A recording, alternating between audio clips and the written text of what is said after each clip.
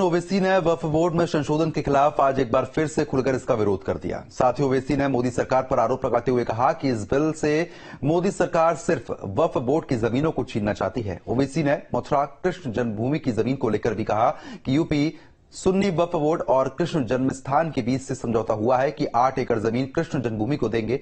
वो केस वहीं खत्म हो चुका है, लेकिन 2023 में फिर एक नया केस डाल दिया गया और इस बिल के बाद ये कह दिया गया है कि ये जमीन उनकी है और ही रहेगी। सुनिए।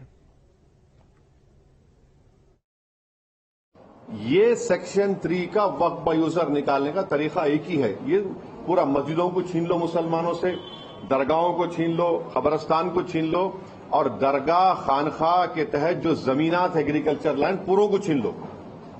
ये असल मकसद है। और आपको एक और एग्जाम्पल दे रहा हूं। 1965 में मथुरा में कृष्ण जन्मस्थान है। 1965 में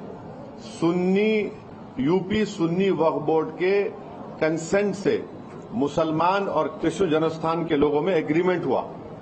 एग्रीमेंट यह हुआ कि जो मुसलमानों की वक्फ की प्रॉपर्टी थी उसको 8 एकड़ हम कृष्ण जन्मस्थान को देंगे सुन्नी वक्फ बोर्ड के परमिशन से। वो इशू कोर्ट में क्लोज हो गया। अब 2023 में फिर केस हो गया उसके ऊपर। तो अब वक्फ बाय यूजर आप निकाल लेंगे तो आप बोलेंगे नहीं ये भाई नहीं मुसलमानों का।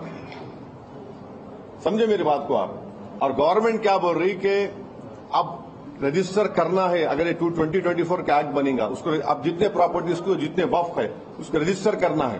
कैसा रजिस्टर करेंगे? बोल रहे कि आप डीड्स लेकर आओ।